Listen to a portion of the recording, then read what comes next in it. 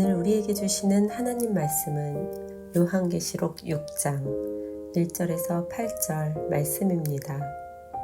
내가 봄에 어린 양이 7인 중에 하나를 떼시는데 그때에 내가 들으니 내 생물 중에 하나가 우레소리같이 말하되 오라 하기로 이에 내가 보니 흰 말이 있는데 그 탄 자가 활을 가졌고 면류관을 받고 나아가서 이기고 또 이기려고 하더라. 둘째 인을 떼실 때에 내가 들으니 둘째 생물이 말하되 오라 하니 이에 다른 붉은 말이 나오더라. 그 탄 자가 허락을 받아 땅에서 화평을 제하여 버리며 서로 죽이게 하고 또 큰 칼을 받았더라. 셋째 인을 떼실 때에 내가 들으니 셋째 생물이 말하되 오라 하기로 내가 보니 검은 말이 나오는데 그 탄 자가 손에 저울을 가졌더라. 내가 내 생물 사이로부터 나는 듯한 음성을 들으니 이르되 한 데나리온의 밀 한 되요 한 데나리온의 보리 석 되로다. 또 감람류와 포도주는 해치지 말라 하더라. 넷째 인을 떼실 때에 내가 넷째 생물의 음성을 들으니 말하되 오라 하기로 내가 봄에 청황색 말이 나오는데 그 탄 자의 이름은 사망이니 음부가 그 뒤를 따르더라. 그들이 땅 4분의 1의 권세를 얻어 검과 흉령과 사망과 땅의 짐승들로서 죽이더라.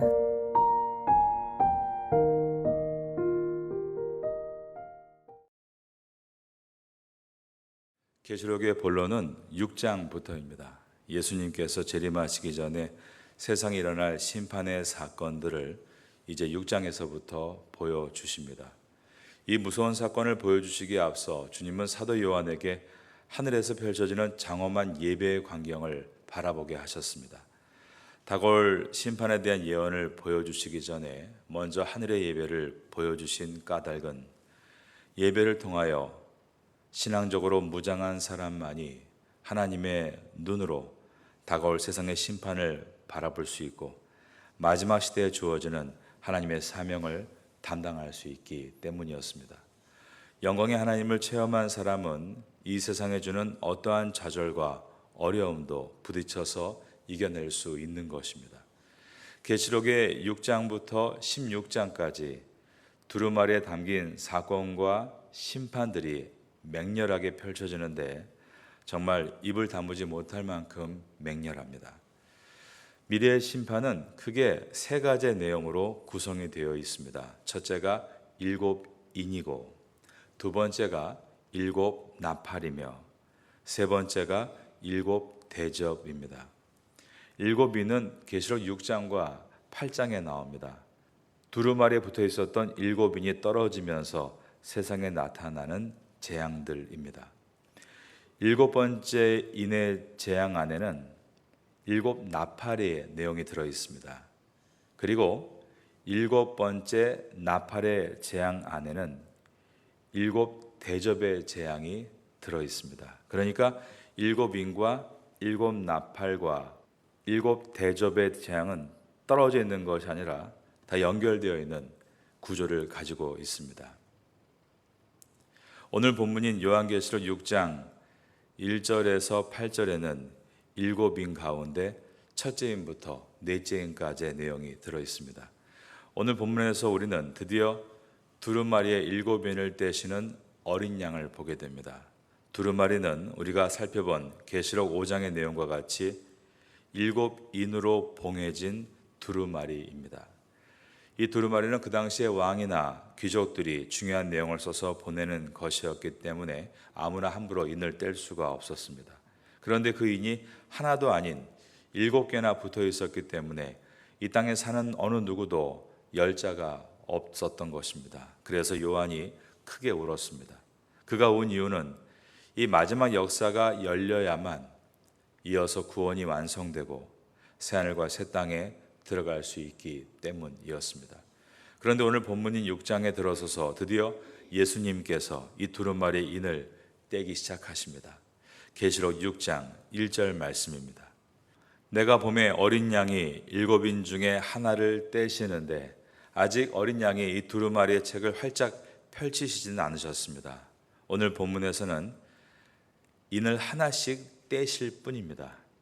인을 하나하나 떼야 이 두루마리가 펼쳐지게 됩니다. 즉 인을 하나하나 떼는 것이 종말 그 자체는 아니라라는 말입니다. 이것들은 종말이 올 때 일어나는 사건들을 말합니다. 마태복음 24장에는 감람산의 강화가 나옵니다. 예수님께서 감람산에서 제자들에게 말씀하신 것이다. 그래서 감람산의 강화라고 부릅니다. 이것을 소계시록이다라고도 합니다. 세상의 마지막 때 일어날 사건에 대해서 예수님이 제자들에게 말씀하신 것이기 때문입니다. 같은 내용을 마태복음 24장 이어서 마가복음 13장에도 누가복음 21장에도 기록되어 있습니다.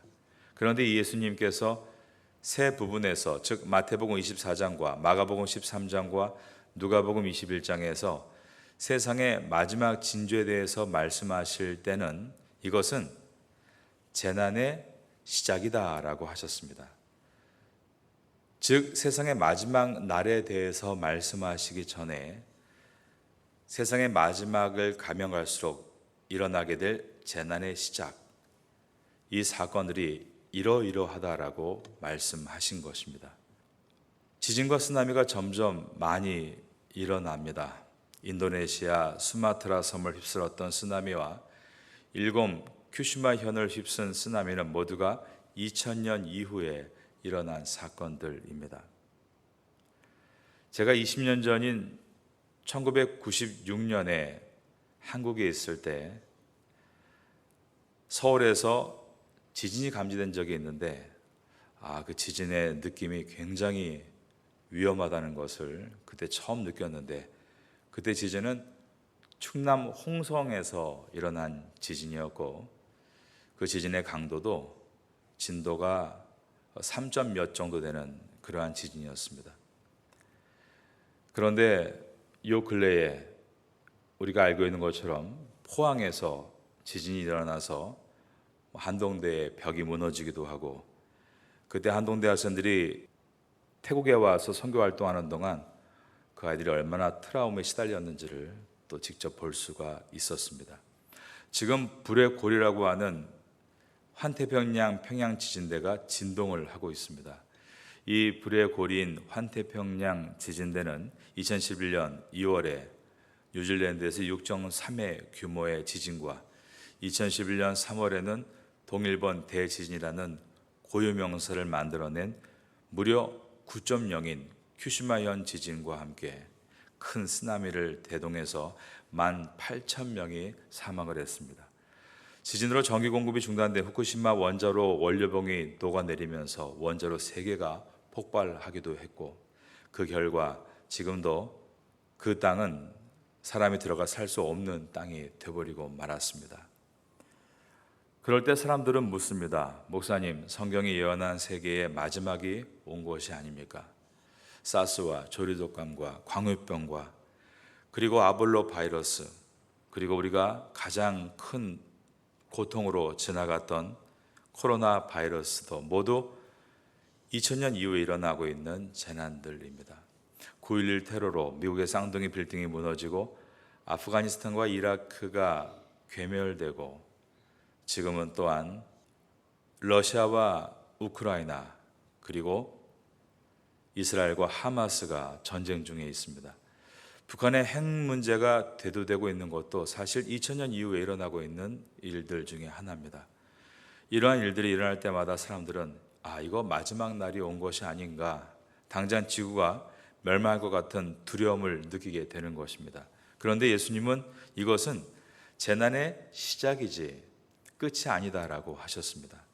마지막 날이 가까울수록 예언된 재앙들의 횟수는 더욱더 빈번해지고 그 강도는 더 심해질 것입니다. 지금 지진이 나고 있고 전염병이 계속 속출하고 점점 더 큰 전쟁이 일어나고 있는 것은 어쩌면 인류의 마지막을 연습하고 있는 것이다 라고 말할 수 있겠습니다. 인류의 마지막 날에는 그 강도가 100%가 될 것입니다. 그것에 비하면 지금은 5%도 안 된다. 성격은 같지만 강도가 다르다는 것입니다. 주님의 나라도 마찬가지입니다. 학문적인 말로 already but not yet라고 말합니다. 이미 그러나 아직이란 뜻입니다. 예수님께서 오신 순간부터 이미 재난이 시작됐습니다. already. 그러나 재난의 끝은 아직 아닙니다. not yet. 예수님께서 오신 순간부터 주님의 나라는 이미 시작이 된 것입니다. already. 그러나 아직 완성된 것은 아닙니다. not yet. 우리가 예수님 믿고 구원의 약속을 받았고 소명을 얻었지만 아직 그 구원이 완성된 것은 아닌 것처럼 지진과 기근과 전쟁과 난리의 소문이 시작이 됐지만 아직 최악의 상태는 아닙니다. 분명히 마지막 때는 시작이 됐습니다. 성경은 2000년 전 예수님께서 초림하셨던 그때부터 마지막 때가 시작됐다라고 말씀하고 있기 때문입니다. 히브리서 1장 1절과 2절에 들어있는 말씀을 읽겠습니다. 히브리서 1장 1절은 구약을 설명하고 있고 1장 2절은 신약을 설명하고 있습니다. 그런데 1장 2절에서 예수님께서 이 땅에 오신 때를 이 모든 날 마지막이다라고 표현하고 있는 것입니다. 옛적에 선지자들을 통하여 여러 부분과 여러 모양으로 우리 조상들에게 말씀하신 하나님이, 여기서 옛적은 구약시대를 뜻합니다. 이 모든 날 마지막에는 아들을 통하여 우리에게 말씀하셨으니 이 아들을 만유의 상속자로 세우시고 또 그로 말미암아 모든 세계를 지으셨느니라. 2절은 신약시대를 표현하고 있습니다. 그런데 신약시대를 표현할 때 In these last days, 이 모든 날 마지막이다. 예수님이 초림하신 때부터가 세상의 마지막의 시작이다라고 말씀하고 있는 것입니다. 그리고 예수님께서 재림하시는 날이 마지막 때의 완성이 될 것입니다. 그래서 예수님께서 재림하시는 날을 최후의 심판의 날이다라고 하는 것입니다. 왜냐하면 예수님이 처음에 초림하실 때는 어린 양으로 십자가에서 인류의 모든 죄를 대신해 죽으시는 사랑의 주님으로 오셨습니다. 하지만 예수님이 다시 오시는 재림의 때는 만왕의 왕으로 검을 들고 오셔서 마귀와 그를 따르는 자들을 심판하실 공의 하나님으로 오실 것이기 때문입니다. 사도 바울 시대부터 모든 성도들이 마지막 시대를 살고 있다라고 한 이유는 이처럼 예수님의 초림부터 재림까지가 마지막 때이기 때문입니다. 이제 오늘 본문에서 예수님께서 두루마리 책의 첫 번째 인을 떼십니다. 요한계시록 6장 1절을 다시 봅니다. 내가 봄에 어린 양의 7인 중에 하나를 떼시는데 그때에 내가 들으니 내 생물 중에 하나가 우레소리같이 말하되 오라 하기로. 이에 내가 보니 흰 말이 있는데 그 탄 자가 활을 가졌고 면류관을 받고 나가서 이기고 또 이기려고 하더라. 예수님이 첫 번째 인을 떼실 때 하나님의 보좌 앞에 있는 네 생물 중에 하나가 요한에게 오라라고 말합니다. 그래서 요한이 가보면 어떤 색깔의 말을 탄 기수가 나타납니다. 이들을 통해 각각 다른 종류의 혹독한 재앙과 심판이 닥칩니다. 그러나 그 심판의 수위를 예수님께서 주관하시고 조절하십니다. 네 번째를 떼실 때까지 계속 이 패턴을 보게 됩니다. 즉 예수님께서 인을 떼시고 그러면 네 생물 중에 하나가 오라라고 말하고 가보면 어떤 색깔의 말과 말을 탄 자가 나오고 그분을 통해 각각의 재앙과 심판이 쏟아지는 것을 보게 됩니다. 그런데 그 수위를 예수님께서 조절하신다. 이것을 염두에 두고 다시 한번 6장 1절과 2절을 보겠습니다. 이에 내가 보니 흰 말이 있는데 그 탄 자가 활을 가졌고 면류관을 받고 나아가서 이기고 또 이기려고 하더라. 예수님께서 첫 번째 인을 떼실 때 요한이 보았던 말은 흰 말이었습니다. 이 흰 말을 탄 것을 보고 어떤 사람들은 예수님이 아니냐라고 착각하기 쉽습니다. 그런데 희다고 다 예수님이 아닙니다. 왜냐하면 어린 양이신 예수님은 지금 인을 떼고 계신데 인을 떼고 다시 흰말을 탄 기수가 될 수 없습니다. 이 흰말은 예수님을 가장한 적 그리스도의 세력을 상징합니다. 순결하신 예수님을 자칭하면서 거짓 평화와 안전의 약속을 하면서 거짓된 복음으로 사람들을 미혹하게 하는 적 그리스도의 세력입니다. 모든 사이비 종교와 이단들 뒤에는 예수님을 가장한 교묘한 마귀의 세력이 있습니다. 그들이 예수님이 초림하셨던 초대교회 시대 때부터 지금까지 하나님의 신실한 성도들을 얼마나 혼란에 빠뜨리고 있고 교회를 어지럽게 하고 있는지 모릅니다. 그것이 성경에 예언되어 있습니다. 데살로니가후서 2장 8절과 10절에 들어 있습니다. 그때 불법한 자가 나타나리니 주 예수께서 그 입의 기운으로 그를 죽이시고 강림하여 나타나심으로 패하시리라. 악한 자의 나타남은 사탄의 활동을 따라 모든 능력과 표적과 거짓 기적과 불의의 모든 속임으로 멸망하는 자들에게 있으리니 이는 그들이 진리의 사랑을 받지 아니하여 구원함을 받지 못함이라. 사탄의 활동을 따라서 능력과 표적을 베푸는 그런 적그리스도들이 곳곳에서 나타날 것이다 라는 뜻입니다. 적그리스도가 손에 활을 가졌다라고 했습니다. 6장 2절에 이에 내가 보니 흰말이 있는데 그 탄 자가 활을 가졌고, 성경에서 활은 마귀가 하나님의 백성들을 공격하는 대표적인 무기입니다. 예수님의 입에서 나오는 무기는 검이다라고 되어 있습니다. 에베소서에 나오는 하나님의 전신 갑주도 공격 무기는 성령의 검이라고 되어 있습니다. 그러면서 사탄의 불화살들을 막을 수 있는 믿음의 방패를 들라라고 하셨습니다. 활은 사탄의 공격 무기로 성경에 등장합니다. 특별히 당시 황제 숭배를 요구했던 로마의 황제들은 모두가 자신들이 활의 신 아폴로의 후손이라고 주장하면서 황제의 권위를 상징하는 활을 들고 다녔습니다. 적그리스도가 흰말을 타고 활을 가지고 있다는 2절의 말씀은 그런 상징적인 뜻을 담고 있는 것입니다. 이에 내가 보니 흰말이 있는데 그 탄 자가 활을 가졌고, 그 다음 저를 따라하겠습니다. 면류관을 받고. 예수님께서 면류관을 쓰시는데 이 흰말을 탄 적그리스도도 면류관을 쓰고 있습니다. 그런데 헬라어로 보면 주님이 쓰시는 면류관과 다른 면류관입니다. 예수님께서 쓰시는 면류관은 왕의 면류관인 디아데마란 단어인데, 적그리스도가 쓰고 있는 면류관은 전쟁에 미친 정복자가 쓰는 스테파노스라는 단어입니다. 단어가 다릅니다. 면류관을 받고 나아가서 이기고 또 이기려고 하더라라고 되어 있습니다. 적그리스도는 이기려 하고 있다라고 말하고 있습니다.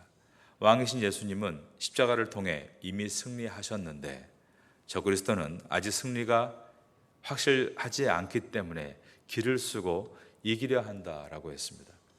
여러분, 이 적그리스도는 이기지도 않았는데 면류관을 쓰고 있습니다. 가짜입니다. 이기고 이기려고 하더라를 좀 더 정확하게 번역하면 정복하려고 혈안이 되어 있다라는 뜻입니다. 하나님의 나라가 확장되는 것을 막고 어둠의 세력을 번지게 하기 위해 몸부림을 치고 있다라는 것입니다. 바로 이것이 지금 사탄이 하고 있는 일입니다. 하나님의 교회가 성장하고 전도와 선교의 열정을 무너뜨리려고 하고 있고, 교회가 믿음으로 뜨거워지는 것을 방해하기 위해 저지하라는 사탄의 열정은 오늘도 매우 뜨겁습니다. 우리는 지금 한국 기독교 역사상 최악의 이단인 신천지를 만나고 있습니다. 거짓말을 서슴지 않습니다. 가령 2명이 들어와서 한 사람을 포섭하기 위해 이 두 사람이 서로 모르는 관계인데 우연히 만난 것처럼 가장하고 커피를 마시고 그러세요 라면서 그런 공부방이 있다고요? 참 좋겠네요. 옆에서 부추기면서 그 한 사람을 데려가는 것입니다. 말도 안 되는 거짓말을 하고 있는 그들을 보면서 마귀가 얼마나 거짓의 아비인지를 보게 됩니다. 즉 흰 말은 미혹입니다. 지금 지진의 재난도 무섭지만 우리의 영혼을 갉아먹고 있는 더 심각한 재난이 시작이 된 것입니다. 100년 전에도 미혹이 있었고 50년 전에도 박대성과 같은 미혹이 있었지만 지금은 더 심각한 미혹이 오고 있고 앞으로 더 잔인해질 것입니다. 이 시대를 바로 분별하고 온전하게 서기 위해서는 여러분 기억하십시오. 자극적인 신앙을 좋아하면 안 됩니다. 참된 믿음을 말씀을 통해 깨닫는 성도가 되시기를 예수님의 이름으로 축원합니다. 아까 제가 네 번째 N을 떼실 때까지 계속 같은 패턴이 계속된다라고 말씀드렸죠. 즉 예수님이 인을 떼시고 그 중에 네 생물 중에 하나가 오라라고 말하고 가보면 어떤 색깔의 말을 탄 자가 나오고 그분을 통해 각각의 재앙과 심판이 쏟아지는 것을 보게 되는데 가만 보면 예수님이 그 수위를 조절하고 계셨다. 예수님께서 두 번째 인을 떼시는 장면을 보겠습니다. 3절과 4절입니다. 둘째 인을 떼실 때에 내가 들으니 둘째 생물이 말하되 오라 하니 이에 다른 붉은 말이 나오더라. 그 탄 자가 허락을 받아 땅에서 화평을 제하여 버리며 서로 죽이게 하고 또 큰 칼을 받았더라. 예수님이 두 번째 인을 떼실 때 요한이 보았던 말은 붉은 말이었습니다. 이 붉은색은 전쟁과 폭력과 피를 상징합니다. 화평을 제하여 버리며 서로 죽이게 하고 큰 칼을 받았더라. 이 붉은 말의 기수가 큰 칼을 휘두르고 있는데 이 칼은 예수님의 입에서 나오는 질서와 정의의 칼, 룸파이어가 아니고 암살과 반란과 전쟁에 쓰이는 칼, 마카이라를 말합니다. 살인자의 칼입니다. 그는 땅에서 화평을 제하여 버리고 서로 죽이고 죽도록 큰 칼을 받았습니다. 자기가 직접 죽이는 것이 아니고 사람들이 서로 죽고 죽이도록 선동하는 존재입니다. 인류의 역사는 전쟁의 역사라고 할 수 있습니다. 지금까지 수천 년 동안 단 50년의 기간도 5대양 6대주가 완전히 평화로웠던 적이 없습니다. 그런데 수천 년 인류 역사 속에 있어 왔던 이 전쟁의 양상이 지난 100년 전부터는 완전히 바뀌게 되었습니다. 세계대전이 일어나기 시작한 것입니다. 1차 세계대전이 100년 전인 1914년에 일어났습니다. 4년 동안 이 전쟁으로 어마어마한 사람들이 죽어나가는데 민간인을 빼고 전투에 참여한 군인만 900만 명이 죽었습니다. 그 이후 25년 후에 2차 세계대전이 발발합니다. 5년 동안의 이 전쟁으로 전투에 참가한 군인만 2,500만 명이 죽었고 민간인은 무려 3천만 명이 죽었습니다. 그리고 1945년 8월 6일과 9일에 끝까지 저항하는 일본에게 미국이 만든 원자포탄이 히로시마와 나가사키에 떨어지는데 이 두 발의 폭탄으로 한꺼번에 34만 명의 일본인들이 죽었습니다. 2차 대전이 끝난 다음에 다시는 이러한 비극의 전쟁을 막아보자며 만든 기구가 유엔 안보리 안전보장 이사회입니다. 그리고 세계대전이 일어나지 않은 지가 약 80년이 흐르고 있습니다. 일본에게 투여한 원자폭탄 2개로 제가 일본 사람 34만 명이 한꺼번에 죽었다라고 말씀드렸는데요. 그것이 일본의 수도 도쿄가 아니었습니다. 원자폭탄의 무서움을 보여주므로 일본의 항복을 받아내기 위해 변두리 외곽에 떨어뜨린 것입니다. 그것도 땅 바닥에 떨어뜨린 것이 아니라 지상 600m 상공에서 터뜨렸습니다. 터뜨리는 순간 핵융합이 이루어지는 발화점은 수억 도가 되는데 근처의 온도는 약 3,000도에서 4,000도가 됩니다. 태양의 온도가 6,000도인데 말 그대로 사람이 삭제되는 온도였습니다. 히로시마의 평화기념관에는 원폭 그림자라는 이름의 돌계단이 전시되어 있습니다. 돌계단에는 사람이 엉덩이를 대고 앉은 모양의 검은 그림자가 드리워져 있습니다. 보통 계단에 이렇게 엉덩이를 걸터 앉지 않습니까? 그런데 엉덩이 부분과 다리 부분, 발 부분이 선명하게 그림자로 만들어진 것입니다. 이것이 무엇인가 하면 일순간에 엄청난 열로 사람이 완전히 타버려 녹아지고 그 그을음이 남은 상태인 것입니다. 그 계단을 잘라내서 히로시마 평화기념관에 전시를 해놓고 있습니다. 일본에 떨어진 단 2발의 원자폭탄으로 무려 34만 명이 죽어나갔습니다. 그런데 이것은 오늘날의 핵폭탄이 아닌 원자폭탄입니다. 지금의 핵폭탄에 비하면 수십 배의 성능이 저하된 원자탄이었습니다. 텔레비전으로 비교하면 그 당시에 텔레비전이 흑백의 두꺼운 아날로그 형태였다면 지금은 그 텔레비전이 초고화질의 3D의 얇은 디지털로 바뀐 것처럼 지금의 파괴력은 그때하고는 상상할 수 없는 엄청난 파괴력을 갖고 있습니다. 오늘날 생산되는 핵폭탄은 단 한 발로 한 지역을 완전히 날려버리고 여러 발로 한 대륙을 마비시킬 수 있는 정도입니다. 북한의 핵 개발이 왜 그토록 일본을 민감하게 하는가? 일본은 북한에서 핵이 터지면 우리 남한뿐 아니라 자기들도 피해를 당할 것을 너무나 잘 알고 있기 때문입니다. 북한의 핵이 터지면 우리가 살고 있는 태국도 결코 안전하지 않습니다.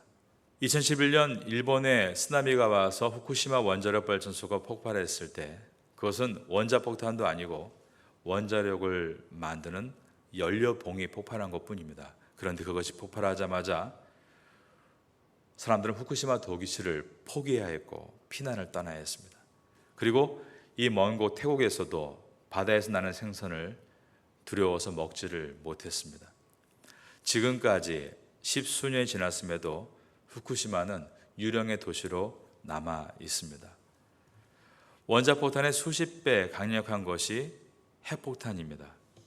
지금 세계에서 핵폭탄을 보유한 나라가 러시아와 미국과 프랑스와 영국, 중국, 북한, 인도, 파키스탄입니다.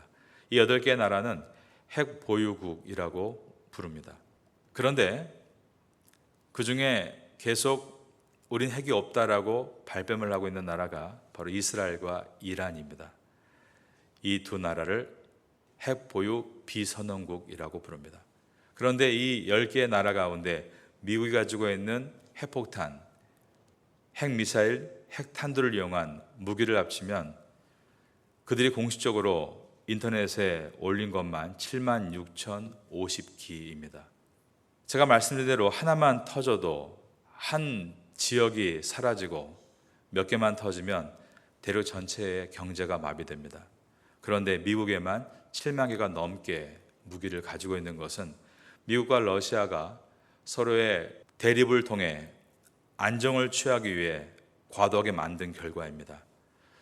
러시아는 모두가 재래식 무기이지만 얼마나 많은 핵이 있을지 상상을 할 수 없을 정도입니다.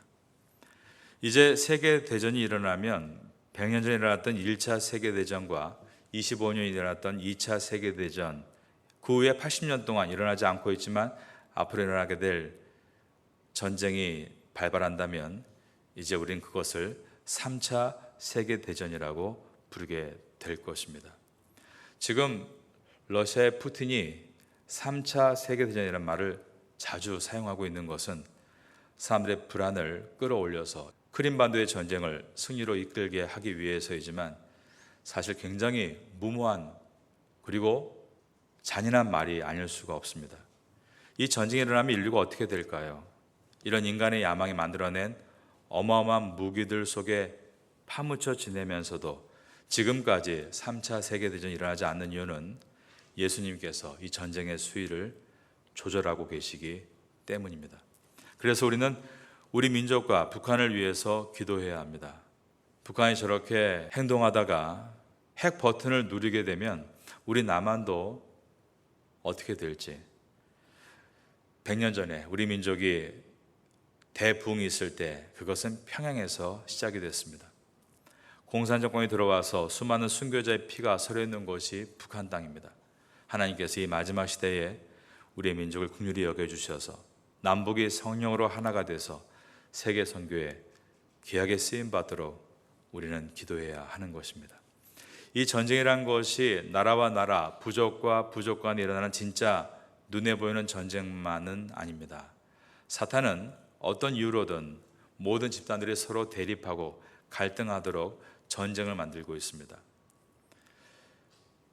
출신 지역이 다르다고 싸우고 사상이 다르다고 싸우고 또 우리나라 같은 경우는 지역 색깔을 가지고 싸우고 남과 북이 싸우고 회사 안에서 노사 분규로 싸우고 가진 자와 없는 자가 싸우고 있고 또 기성세대와 젊은 자가 싸우고 있는 이 모든 싸움은 그 전쟁과 분열 속에 무엇이 있는가를 우리가 봐야 합니다. 그러한 분열과 전쟁이 교회 안에도 침투해 들어올 수 있다는 것을 늘 기억해야 하는 것입니다. 그래서 어떤 이유로도 정의 이름이다라고 하면서 싸우려고 한다면 그것은 주님의 뜻이 아닙니다. 본질이 아닌 것은 양보해야 합니다. 사랑으로 싸움의 불씨를 꺼뜨려야 하는 것입니다. 우리 바테아 선교교회는 이 태국 땅에서 싸움을 붙이는 교회가 아니라 싸움의 불씨를 꺼뜨리는 주님의 교회가 되기를 예수님의 이름으로 축원합니다. 이제 예수님께서 세 번째 cen을 떼시는 장면을 보겠습니다.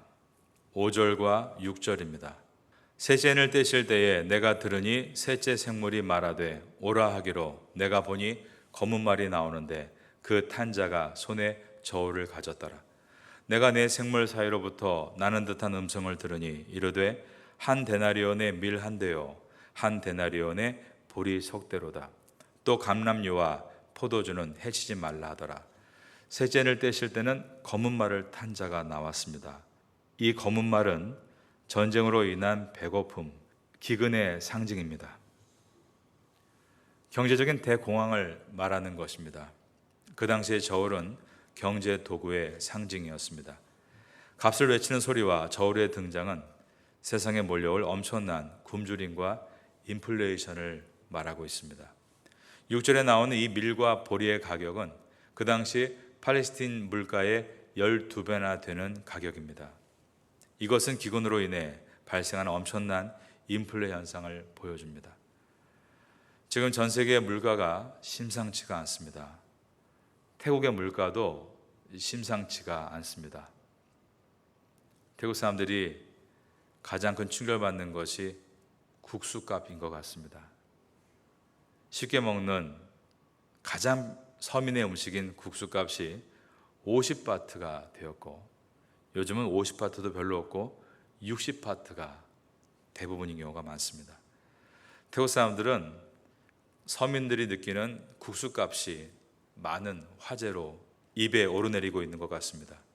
그래도 태국은 쌀도 많고 과일도 많은 나라입니다. 그런데 우리나라 대한민국은 거의 전량을 외국에서 사와야 되는 상황입니다. 우리가 분명 선진국은 맞습니다. IT 강국입니다. 그러나 반도체, 핸드폰이야 정말 위기 속에서는 안 사면 그만입니다. 그런데 양식은 사지 않을 수가 없습니다. 하루도 안 먹으면 사람은 죽는 것입니다. 지금 한국은 물건을 판 돈으로 양식들을 사오고 있습니다. 세계가 점점 어려워지면 물건을 안 팔면 그만이지만 양식은 안 살 수가 없습니다. 점점 더 우리의 생활이 어려워진다는 것입니다. 하지만 여러분, 우리가 걱정하지 않습니다. 6절에 보면 하반절에 주님께서 감람류와 포도주는 해치 말라 하셨기 때문입니다. 이 감람류와 포도주는 그냥 두라. 감람류와 포도주는 웬만한 가뭄에도 건드는 식물들입니다. 그래서 밀과 보리와 같은 주식이 떨어졌을 때는 감람류와 포도주를 가지고 연명합니다. 그러니까 아직 최악의 상황은 오지 않았다라는 뜻입니다. 하나님께서 이것을 막아주고 계시는 것입니다. 이스라엘 백성들을 생각해 봅니다. 그들이 애굽을 떠나서 가나안 땅으로 가기 위해 광야에 들어갔습니다. 광야에서 먹을 것이 없습니다. 마실 물도 없습니다.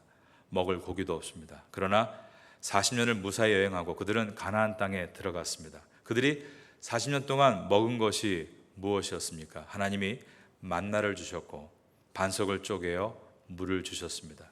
그들에게 메추라기 고기를 주셨습니다. 제가 존경했던 한 목사님이 계십니다.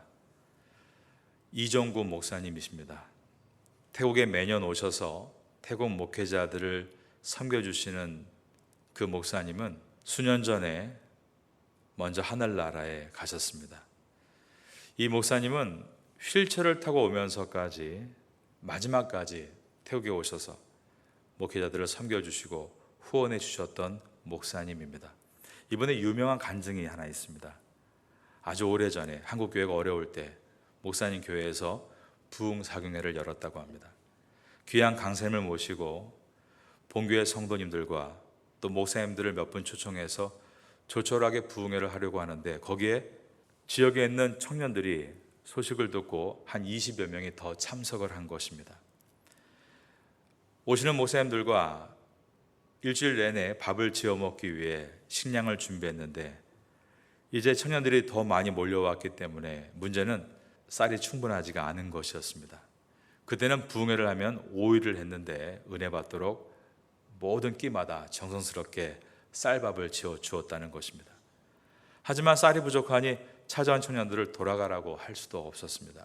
안타까워하면서 처음에는 근심 걱정을 하다가 이제 집회가 시작되자 정신없이 밥을 지어가면서 열심히 말씀을 듣고 뜨겁게 기도하고 은혜를 받았는데 그렇게 보니까 5일이 지나간 것입니다. 놀라운 것은 그 5일 동안 그 많은 사람이 밥을 다 먹은 것이었습니다. 쌀통에 얼마가 남아있는지 보지도 않고 무조건 쌀을 퍼냈습니다. 그런데 쌀이 마르지 않은 것입니다. 계속 퍼냈습니다. 정신없이 밥을 지었습니다. 그리고 그 많은 사람들이 밥을 잘 먹고 은혜를 받을 수 있었다는 간증입니다. 믿기 어려우신 분들은 그 이지용구 목사님의 사위가 송준영 목사님인데 지금도 그 교회에 목회하고 계신데 나중에 제가 여러분께 꼭 소개시켜드리고 진위를 한번 따져보겠습니다. 여러분, 세상 양식이 끊어지면 성도가 무엇을 먹는가 꼭 기억하십시오. 하늘의 양식을 먹게 될 줄로 믿습니다. 그러니 두려워하지 말라라고 주신 말씀이 요한계시록입니다. 네 번째를 떼는 장면을 보겠습니다. 이 네 번째를 떼실 때 청황색 말을 탄 기수가 등장합니다. 8절입니다. 내가 보매 청황색 말이 나오는데 그 탄 자의 이름은 사망이니 음부가 그 뒤를 따르더라. 그들이 땅 4분의 1의 권세를 얻어 검과 흉령과 사망과 땅의 짐승들로서 죽이더라. 이 청황색은 죽음의 색입니다. 헬라 문명에서 청황색은 질병, 온역, 전염병으로 죽은 시체의 색깔로서 공포의 색입니다. 이것은 질병으로 인한 재난을 상징하는 것입니다. 전쟁보다 무서운 것이 전염병입니다. 중세기 유럽의 흑사병이라고 하죠. 블랙페스트가 유행시킨 병이 돌 때 약 1억에서 2억의 유럽 인구가 죽었다라고 학자들은 말합니다.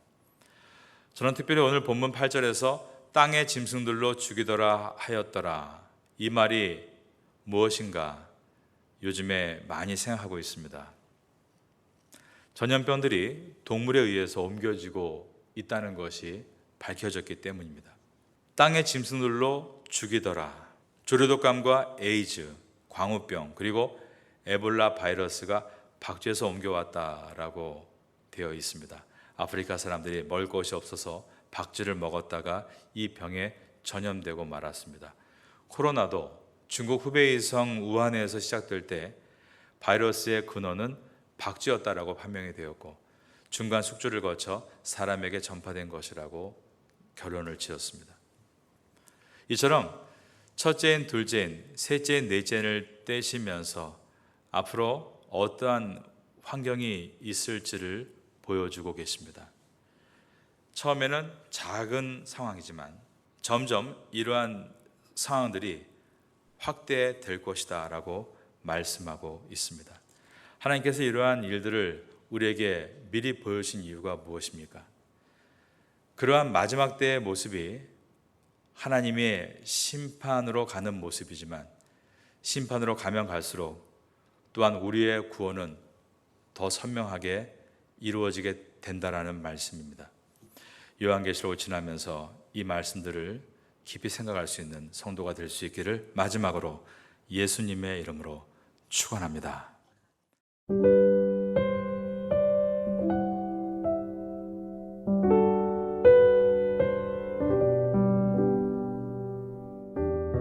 지금은 함께 기도하는 시간입니다. 11월의 공동 기도 제목은 첫째, 주일 새벽 금요 예배에 말씀의 은혜가 임하게 하소서. 둘째, 12일부터 14일에 있을 말씀 사경회에 은혜를 주시옵소서. 셋째, 말씀으로 열매 맺는 추수감사 주일을 보내게 하소서. 넷째, 파타야의 모든 교회들이 말씀으로 충만하게 하소서. 말씀을 붙잡고 기도하는 귀한 시간 되기를 소망합니다.